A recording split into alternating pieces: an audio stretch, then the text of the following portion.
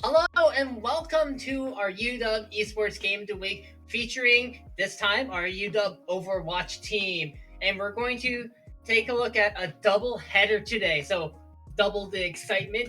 We're going to be first looking at a match against a Washington Gaming Association, something that some of you might be familiar with. And after that, we're going to see a match against Cal Poly. Most of these are best of three matchups.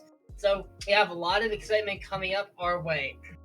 Our esports programs seek to build and foster community, open doors to the vast career opportunities in the field of gaming, and promote the virtues of healthy competition. Through esports, we're able to communicate with one another, forming and developing digital communities that we really need in these challenging times that we are facing. And so I thank you for joining us, being here together, and just enjoying some good Overwatch all together. Hope you enjoy being part of our community, and you can always, if you're UW, you can always look to get involved with us, do some of the fun things that we do here, casting or observing anything behind the scenes. You can follow us on our social media platforms.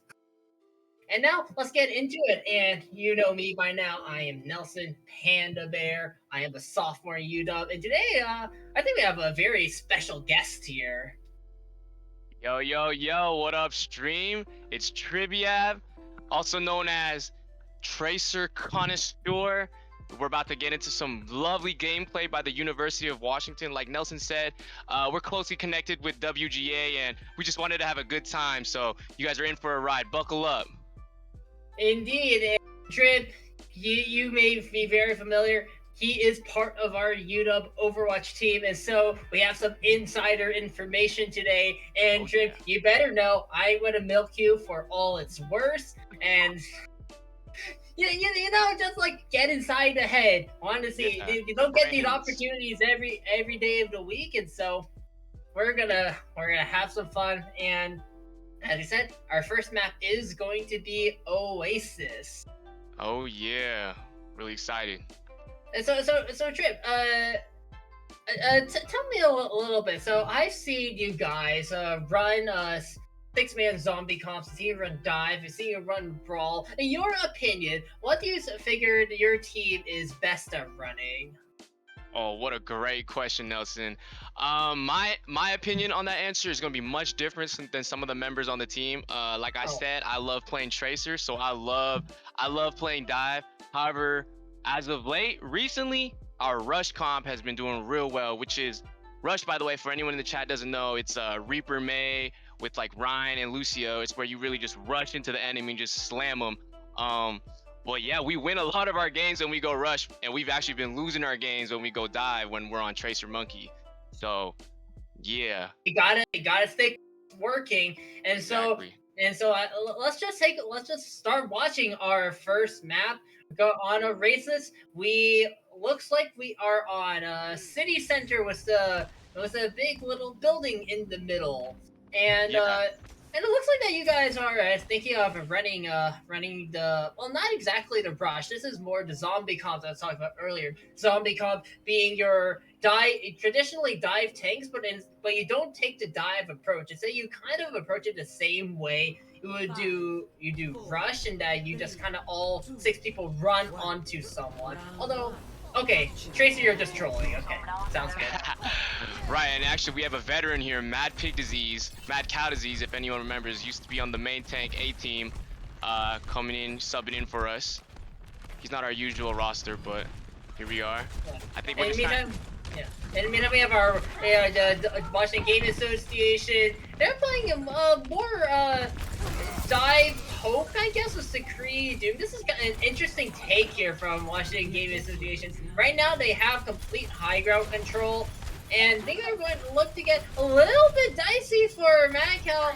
But he has the support, he has the wisdom bubble, he's going to be fine. And actually, D Wang is getting pressured heavily on the Diva. Punch takes a him. nice punch on David. UW loses 3 members right off the rip.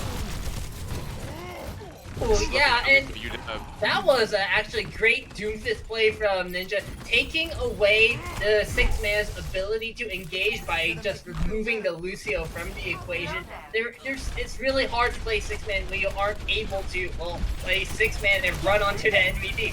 Lucio's important for a reason, and Washington Game Association, they're gonna have this high ground, but UW looks to just force them down with some point pressure.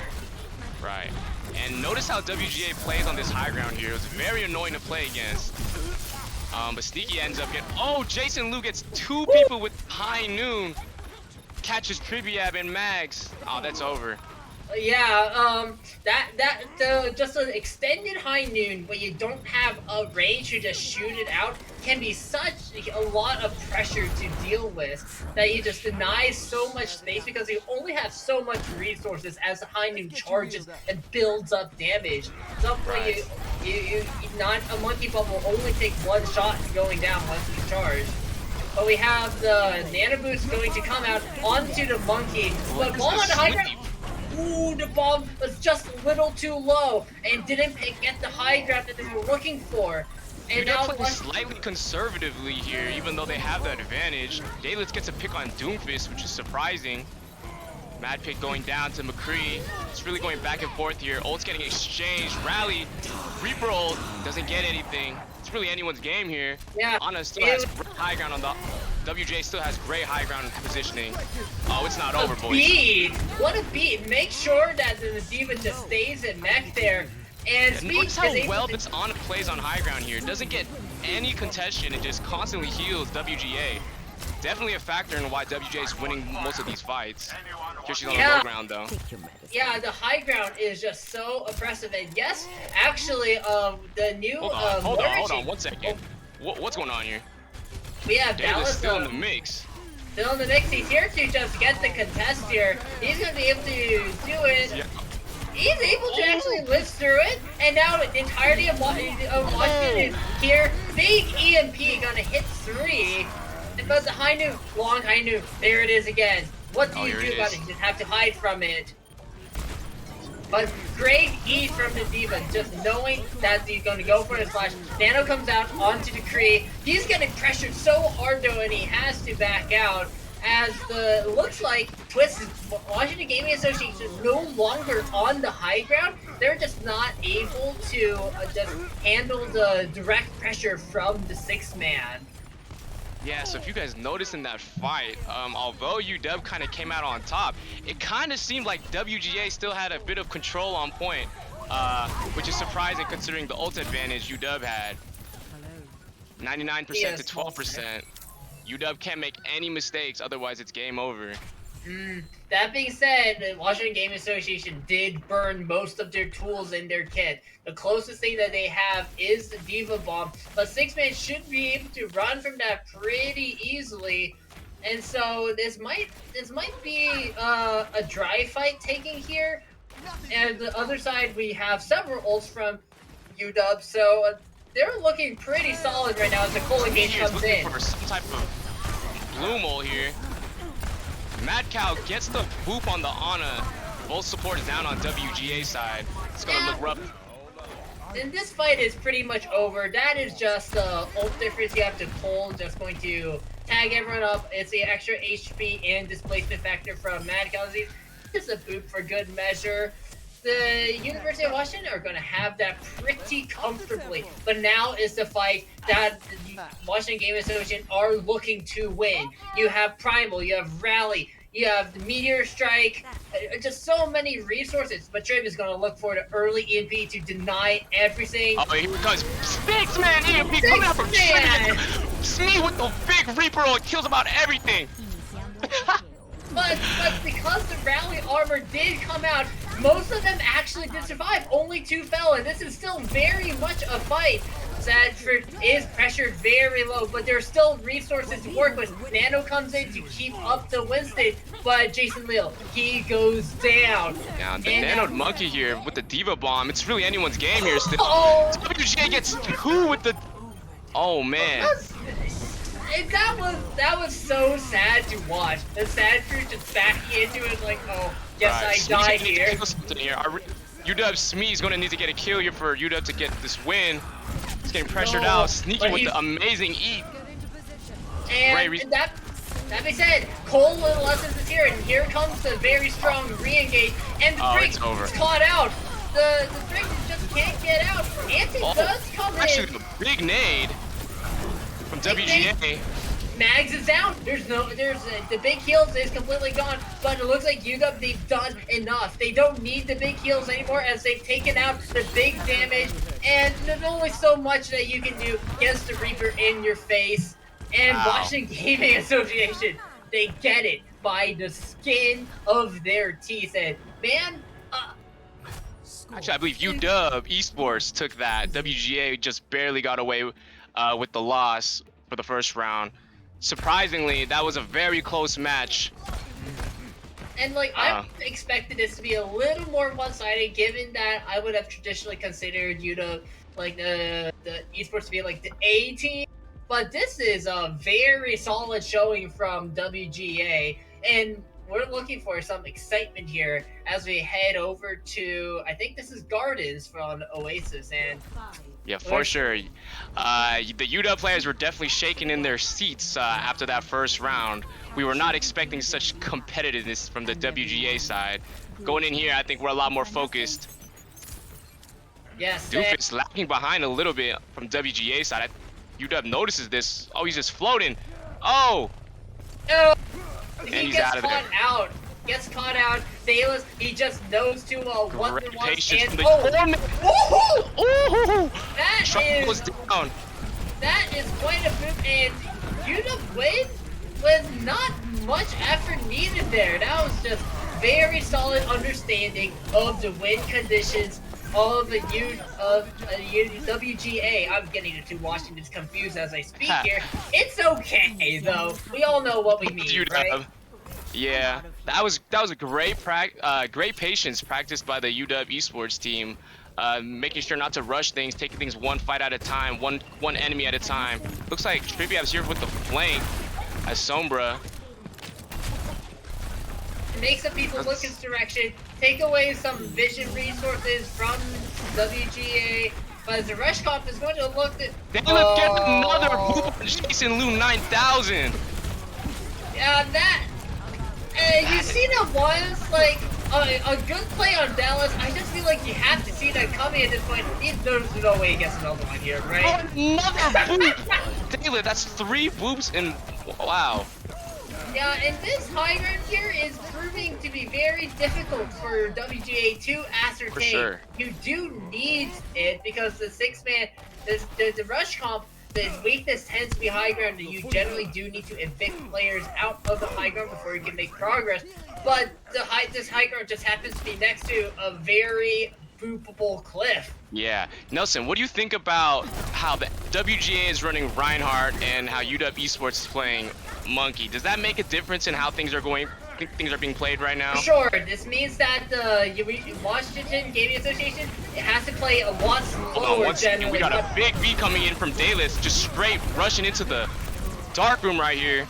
Yeah. Doesn't capitalize off of it much. No one's dead yet, though, and this is still very much a 6v6. Ninja Drake eats the punch damage, and Triv gets down, caught out without the translocator available, or perhaps it in react in time. That's the big advantage there, as we're ticking 95%, 96%. Washington Game Association has to make their move now. They have a few ults to do it, as a sound barrier gets That was drawn. the sound barrier. And we barely missed dodging that. But there's a 6-man EMP once again. Oh no, Toyota! You need to be tracking that. On one hand, yeah, you do need the. Where did that EMP come from? It probably came from one. Because right, the Sombra died in the middle of the fight, and so it just had to translocate in. The thing is, Toyota just use beats to get point control, but that means that's something that you don't have, and the sound barrier is the one thing that you look to survive an EMP, which locks you out of your abilities for 5 seconds. I think WGA might have forgot about the EMP there. The fight kind of lasted since like 85% to 100. Both beats were used and nothing really valuable came out of it. It was kind of a stalemate, but I guess in the midst of the fight, they forgot about the EMP and boom, everything was hacked. Yeah, And and the EMP, that if you only get a single ult, in the whole game, you want EMP. It is just that good. The follow up was just so real. There's nothing that Washington Game Association can do after they all get hacked. That was very solid understanding of how to play against the rush comp, like with the 6-man. Don't let the rush comp walk over you, because, and this goes back a little bit to when you're asking me what is the difference with picking the Reinhardt versus picking the Winston. Well, the Winston has a ton more mobility and can almost match the cleave of the Reinhardt. And so what you can do with 6-man is you have the freedom to pick your fights. You can give up a little bit of high ground, but you have the freedom with the Winston with some vastly more mobility. Just choose how you're going to engage. And once you have the first point, Washington Game Association, they just had to try to run at something, but the Reinhardt's just fundamentally slower. that is a great analysis, Nelson. I remember while we were in match, we noticed the tank difference here. We noticed that they were on Reinhardt and we were on Monkey. And every time they ran into us, we decided to just kite and run away and make them use resources. And then once we were in a stable position, we just jumped right back onto them. And as you saw in the game, they had nowhere really to run. I don't know if you guys noticed, but a lot of the fights were taken in that dark room, which is typically good for Reinhardt, right? Because Reinhardt can, swing on a lot of people in that area. However, UW Esports, they did a great job by not going in there so that Ryan can swing on us. We waited for them to come on high ground or kind of come onto point for us to pick out one by one. So UW Esports, real great job there picking out on specific targets. However, I would like to mention Jason Liu 9000 going McCree there definitely had some benefits there. Got some great flashbangs off. However, Sneaky eating all of those, eating a lot of projectiles. I noticed many people would have died without a lot of Sneaky's gameplay there. Just awareness that an off-tank player needs in order to just deal with pressure from all different angles. As an off-tank player myself, it is very difficult to keep track of Reaper holding Death Blossom or Tree holding Deadeye, May holding Blizzard. Just these big ults that you're always thinking of, and Sneaky's just showing the ability to keep track of that and more by just contesting the DPSs on the flanks, and as you said, eating flashes and stuff like that. Great play overall. And then of course we have to give a shout out to Dayless, just like For sure. Just everything. The boobs, the beats, the speeds, just staying alive out there is probably one of the best things to do as a Lucio. Just being there with the aura helps out a ton. Just with confidence and just being able to maneuver around the map. And I would say UW did a great job being everywhere at once, and thanks to Dayless's speeds. Mm-hmm. That's one of the benefits of being on the 6-man zombie comp. That being said, we are now heading to a map in which there is really only one correct thing to play, and that map is Scrims Row. Oh, excuse me, not Scrims Row. It's Kings Row. We all love a little bit of Kings Row. Here at UW Esports, we love playing Kings Row. In fact, historically, this is one of our best maps. I don't know why. Maybe it forces us to play a lot more coordinated, but yeah, this is UW Esports' strongest comp, strongest map. I'm excited to see how they do against WGA. Yeah, of course, I say one correct thing. You really only play, well, you could try some silly thing, but really you'd be surprised by anything other than Rush coming out from both sides. I'm fairly certain that what we're seeing on the side of WGA is just a troll. I can't imagine they actually go Genji Junkrat ball here.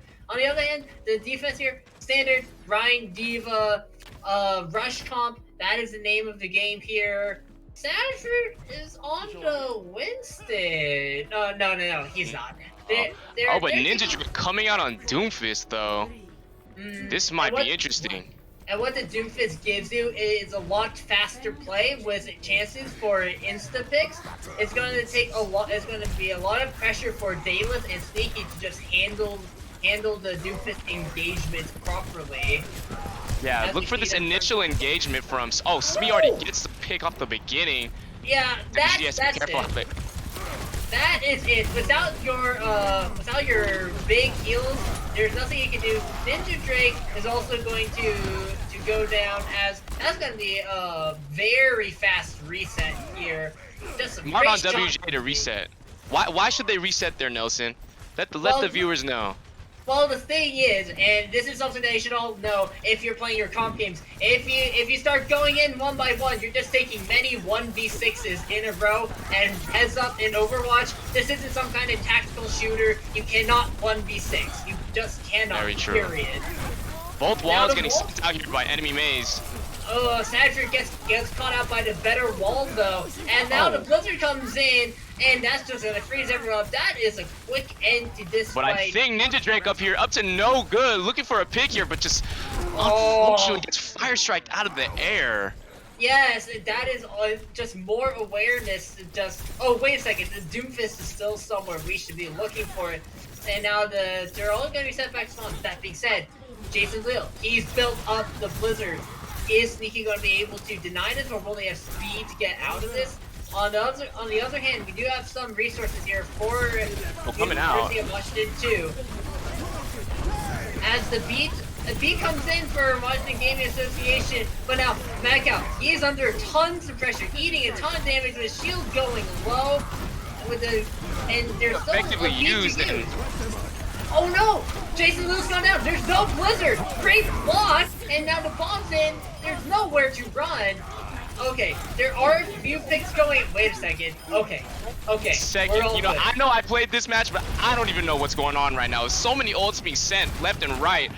To be honest, I don't really know who came out on top. Well, obviously UW Esports did because they're still here, right? Both beats being used there, though. Interestingly, nothing happened with them. They're still fighting chances because the spawn advantage is favoring Washington Gaming Association, and they're able to re-engage with very strongly. Now they're going to have a 6v5 here. Mags is going to have to back out just to heal up. Steven's taking a ton of poke here. And going for a greedy play on Baptiste and UW's Baptiste. Unfortunately, gets picked out. Mad Cow coming up with the slam here. Willie. Oh no! The Blizzard got cancelled. Jason Hill got killed before he could finish the animation, and that's the Blizzard gone. And that's something that he spent 3 minutes for the perfect opportunity. Now your huge win condition absolutely gone down the drain. And there's good Mabel. Good Mabel to make sure nothing came of that shatter. But this is starting to look from bad to worse. That being said, University of Washington did concede a tick and a little bit, so you could say winnable, but we're gonna have to look for Sashford to make a hero play with this Earth Shatter as aggression early bomb comes out. All rotations come in time though, so they're chilling in the hotel for now. Very crucial beat here, so we can UW Esports can engage into this room. That HP bonus makes it effectively invulnerable when you go into here. But the beat is gonna manage to keep everyone up just for a little bit, but the beat was too late to save your main heals, and after the beat else goes away, you're just down healing. There's only 1 second left on the clock. There's no hope. No one's able to touch, and this is gonna be not technically a full hold. But UW certainly is patting themselves on the back after that performance. Slightly, I think a couple of us were. So I'd like to hear from you, Trib, a little something. Because something that happens, there's one fight there that looked pretty scary as you start to lose a little bit to the spot advantage. You just lost someone. I don't recall who, but you lost someone and you're essentially going 5v6, and so I'm interested to hear what's the call to do we re-engage on this, because clearly that works, or what tells you that we actually just need to give up the point. So something important you have to do in Overwatch is you have to pay attention to how many people are actually ready in position to fight. And sometimes how King's Row is played out is some people might be in that cubby room on the right, I believe it's called Cafe, and then there's that area in the main room. And when one person dies, like you said earlier, you don't really want to fight 5v6, so you want to get for the reset. However, there are ultimates in the game that enables a kind of an unfair advantage. So you'll notice sometimes UW Esports, they'll kind of be at a disadvantage, such as when Mad Cow Disease was getting brutally swung on and he was 1 HP. However, the beat enabled UW to just re-engage and just kind of W key straight W and take some space. Indeed, ultimates are the name of the game. They're a huge part of just how you understand this. As the balls come out, no, immediately. Oh, but that is a great ball. The pressure out Sashford. That's two picks already. This is already looking like a pretty done deal. The deal is just getting pressured so hard. Gonna get out of that. There's no more pushing pressure left. And they have one tick. They're already looking at two. And yeah, that is it. Funny little pin. Oh, wait a second. No way. Wait a second. The Immo field. It was just in it. That was a close one. Satchfu's really great at getting those pins. We noticed in the game, Satchfu somehow, zero when when the Reinhardt gets low HP, we noticed the YOLO pins, and they got me a couple times. Yeah. That said, you have a back that just bails people out of that situation, right? Not that it mattered in that particular context, but still, it was some great play to see coming out from University of Washington. And as we saw, what perhaps was the expected outcome, but that was a great showing from the Washington Gaming Association. As now, we're gonna take a short break here, and then we're gonna be right back with our second game of this week against Cal Poly.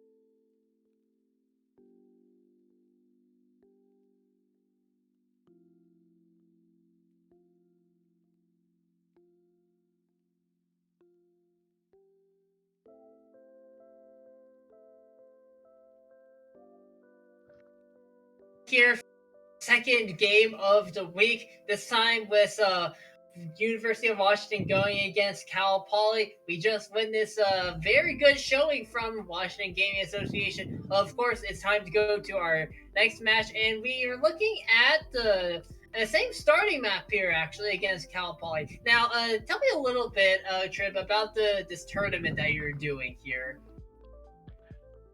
Yeah, so I mean, before I get into that, I would just live to give the proper daps to WGA. They put up a great fight that game.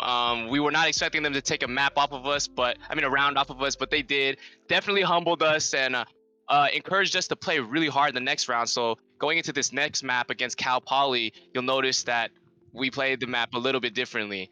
But this tournament, it's essentially a bunch of collegiate Overwatch teams throughout the nation, and we just play Overwatch. We just play a map. We compete against each other. There's little interaction between teams except for while we're playing. And once you beat them and you lose, you're just in and out. And then the brackets, you just follow the bracket. Historically, UW does fairly okay. But you know, this split, we're trying to go number one, baby. So Yes. those of you in the chat, definitely stay tuned. And thank you guys for the support and all the love that you guys have shown us so far. Already in here, and you're looking at this time you're not on the 6-man rush. This time you're going for more traditional diving, some of the McCree is maybe a more a mobile character.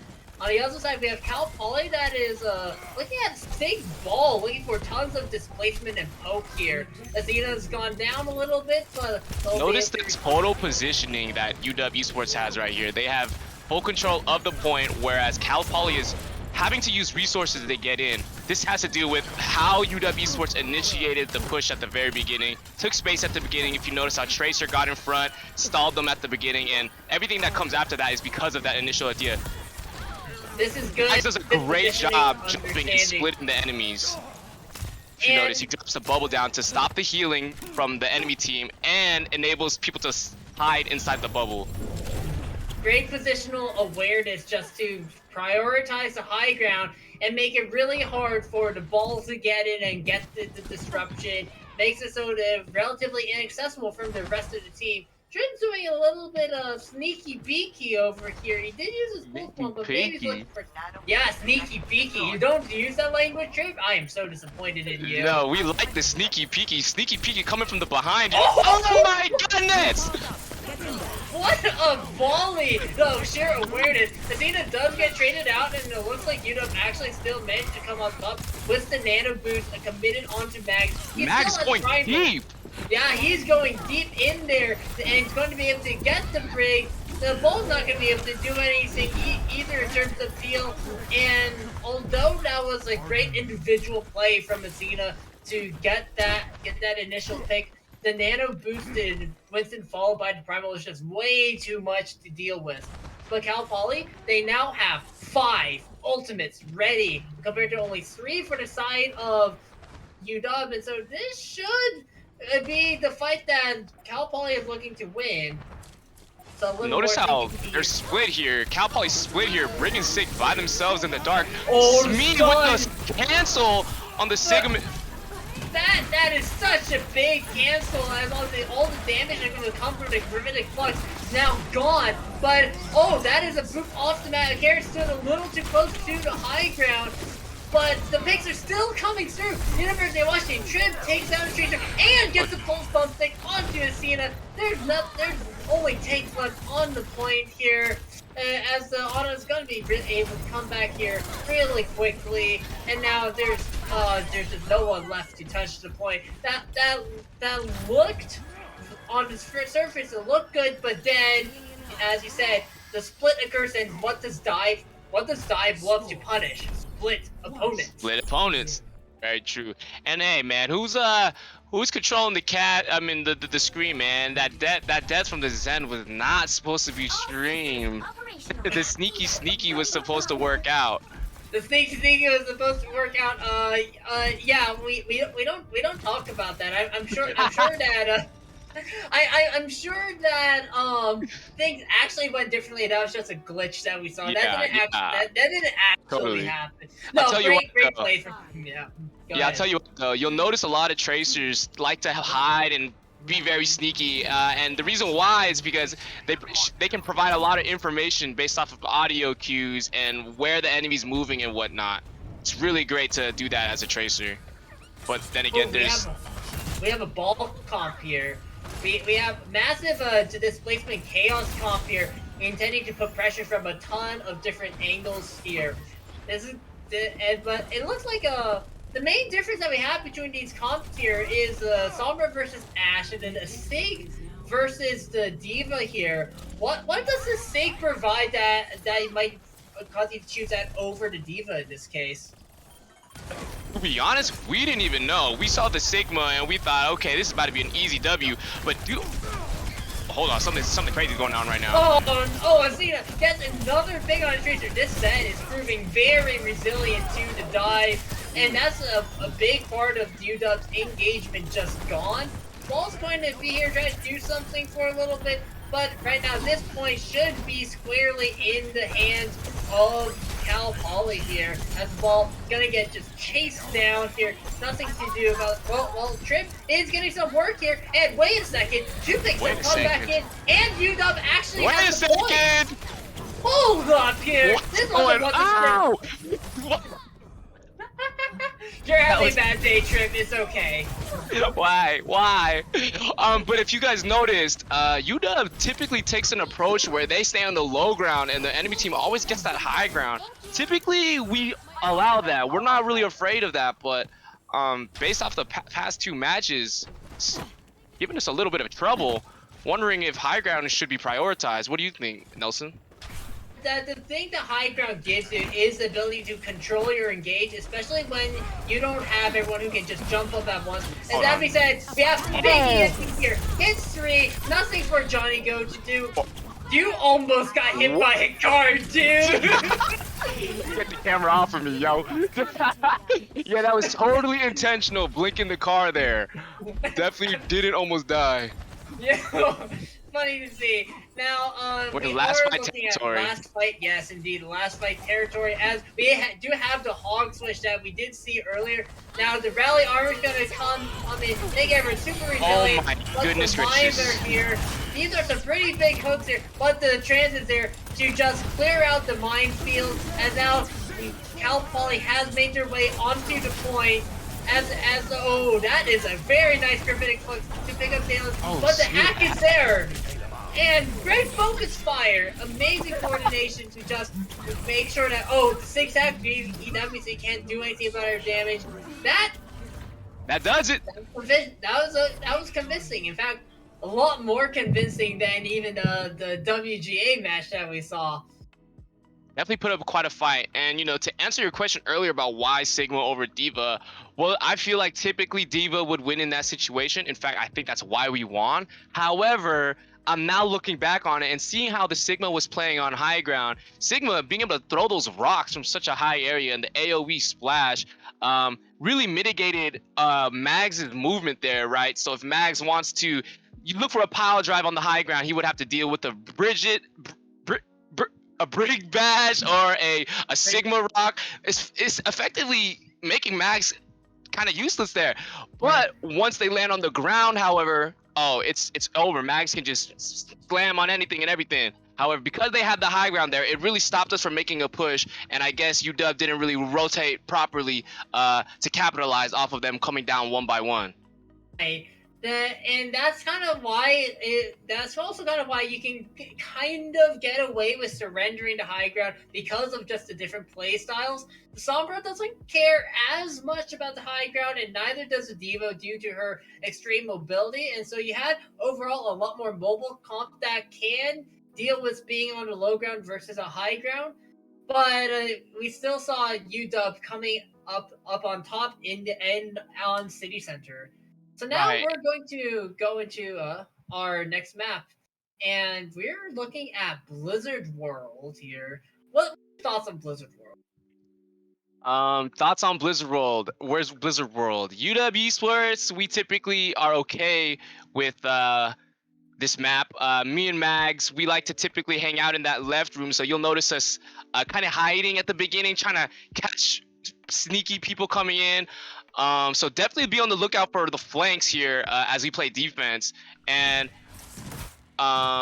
yeah, just pay attention to the flanks. A lot of stuff goes down here. I believe this is just gonna be a stomp. I don't know. You'll have to see.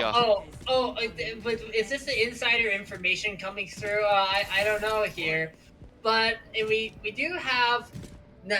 You guys are picking up the Sigma Ball forward to take your own, and probably to just control a bit of this high ground here. Either this backward or forward one. Both are probably viable here. And just like a little, chilling before the start. Okay, Speed, don't push your teammate off. That is just not nice. On the side of Cal, not nice. On the side of Cal Poly, we have a double shield approach. And the poke that Cal Poly is going to have here is going to be a lot more than what UW can offer here. So the double shield is going to look to poke out UW. On the other side, UW is going to just try to surround this double shield, make them look in a different direction. Oh no! As here Don't comes put it. Come on, it's almost man. like you knew. Come Almost like you knew what's going to happen. And that trade is actually really good for the double shield because now the poke is still strong, but now you have less flanking potential for UW.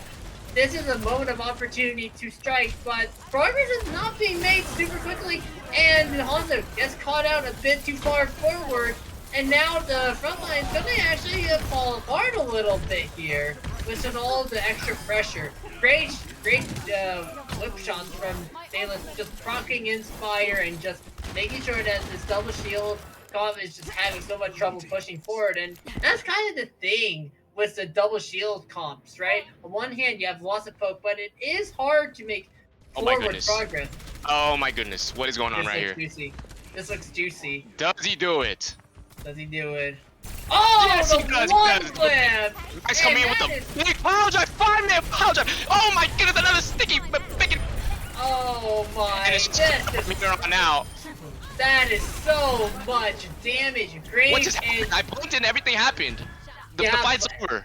If you blink and miss it, just a single one clip, then a pile drive, and then the pulse bomb. Everything went down. Even though you have the immortality field, you're still taken down to such low health. There's just nothing to do here. Oh my god. There's no way. Where is he? What is he doing? He's just permanently on the flank here. There's no way. There's no way that this actually works. Now, he is letting them in a little, and Bro looking to engage just a little bit closer. Forces the trans. Athena knows that the one clip would have happened otherwise, and so they're going to use the trans to make forward progress onto the point. With the 4-man ult in the... It's over. Like I said, I believe the fight is over. Oh, the double shield, yes, you have shields. Shields generally look in one direction. So what do you do if you have a tracer in the back? You have a wrecking ball just pile driving from above, and then there's just so much damage in every single direction. Yes, he used the trans. Almost got his head taken off. Whew, that was a nice volley. Athena is showing that he's able to get some pretty mean volleys here. There's another one here as they're gonna look to stage them, just have him roll right in. Hanzo's the target this time. He's immediately deleted. A stick. Okay, so the field actually comes through and makes sure that nothing actually comes out of that. But Athena's still so low, and they're just taken completely apart. The flank pressure is just so high. And Trip, they're just going to the same play over and over and over again. And you almost feel like Cal Poly can't run this anymore because it just isn't able to deal with the threat from every single side. I believe Tribiab's setting up camp here, just always in the back line. They just have no awareness. Like right there, this... Oh, that's dangerous. And the Honda still goes down through it, all of it. Oh, this is This is the definition of a stomp. This is what a stomp looks like. If you haven't seen Someone said it was going to be Stomp. I don't know who predicted that, but they were right. if you're a child, avert your eyes. This is not safe to watch. But oh, we do have someone on point here. Someone's Just on trying to make point. progress. Yes, but it's a hog that's making sure to get the touch. I don't know how a hog of all people managed to sneak past the defenses of With them UW. heavy footsteps, how did a Roadhog get onto point? I don't know. UW Sports, you guys need to check your headphones out. Yeah, Joe, make sure you have a sense. Actually, I had a back cap moment today on Diva, and I was pretty proud. That being said, I was Baby Diva, so I did have those quiet footsteps and a small model to help me out there. But Yeah, if you yeah, didn't know in Overwatch, the bigger you are, if you're a tank, your footsteps are a lot heavier than a little person. I feel like that's kind of obvious, but I had to put it out there in case no one knew. I got you guys. Yeah. Yeah, great. Thank you for making sure to keep our viewers informed. We all appreciate that. And what do you think it needs to change from Cal Poly? Because they are just getting surrounded and just trapped every single time. What needs to change in order for them to actually make progress here? Well, I guess not make progress, but prevent progress. I mean, there's not really much you can do when we have the sharpest shooter in the West, me on Ash. I guess Cal Poly just kind of has to work on their awareness. I think multiple times Tribiab was just in point blank vision, and they just weren't expecting the flank. So part of OW is being you have to prepare and predict when things happen, right? So if you know that in the last fight a Tracer was behind, you should probably be aware that maybe she's going to be behind again. I think what Cal Poly is doing here is they have a set rule. Oh no, what's going on here? Oh, Athena, you can't try that. Okay, so to be fair, you try some aggression on your own from the side of Cal Poly. The problem is, in that specific location, you didn't have anyone there to support it. It was just Lucio going alone. Big pile drive just to prop the Hanzo in the air, and it's taking an easy headshot. Athena dead again right after coming back. Big pile drive gets two people Oh low. no, and this point's already capped. That was... Blink and the round was over. Blink and the round is over. And that was not... that was a very, very good capitalization on the weaknesses of Cal Poly, not playing the rush comp together. Athena doing a little bit, maybe, of trolling. Just a little bit. Trying to get some groups off, but without the Lucio, you have no means. You saw that the Zarya had to keep backpedaling there, which, guess what? The Zarya survives that if she has speed to get back to her team. And so that was a great awareness and just execution on the punishment on the Lucio there.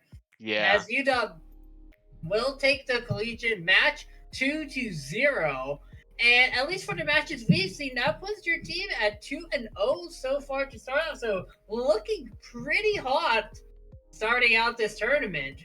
Yeah, big shout outs to UW Esports coming in clutch. Not really. I think we're just kind of monsters. Stay tuned next week. Maybe we'll go against some difficulter opponents. No offense to Cal Poly and WGA, but that was some great Overwatch. I hope you guys enjoyed watching that as much as me and Nelson did. A lot of things happened. Yeah. Yes.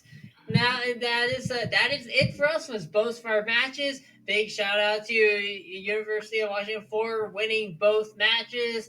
And thank you for spending your time with us. And remember to check out, again, our social media platforms. This is at UW Esports on Twitter and Instagram. On YouTube, we are UW Esports. And if you're a student and are interested in joining us for a cast, maybe partake in a little bit of this insider information yourself, or just work behind the scenes for us, you can join our Discord that I'm sure Nightbot is working on in the chat. And somewhere in there. Somewhere in there. Just a link somewhere. Just check it out over there. And we also have some pretty special announcements here that we have a special broadcast center in our RSO at the hub that is now taking some reservations. And so if you want to start producing some content, then you can consider this. So So Ryan, some before we end the opportunities up- stream, I would like to announce, if anyone is interested in the chat, I hope you guys enjoy the energy UW Esports has to offer. We're actually hosting something on March 4th, this Friday, from 4 to 8 p.m. at the Husky Union building. If any of you guys are students, it's called Winter Community Night. A bunch of RSOs are going to be there hosting their individual activities. We've got Valorant, we've got League of Legends, we've got Minecraft. It's going to be a whole lot of fun. Definitely come check us out. A lot of information's in the Discord, like Nelson said above. Join our Discord. Follow us on socials.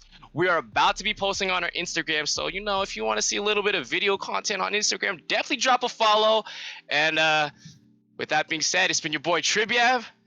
Yes, and this is pandabear Nelson. We are signing off for tonight. Thank you once more for joining us. It began with 3 pillars, the foundation for UW Esports, pushing ourselves to greater heights. Community. Career. Competition.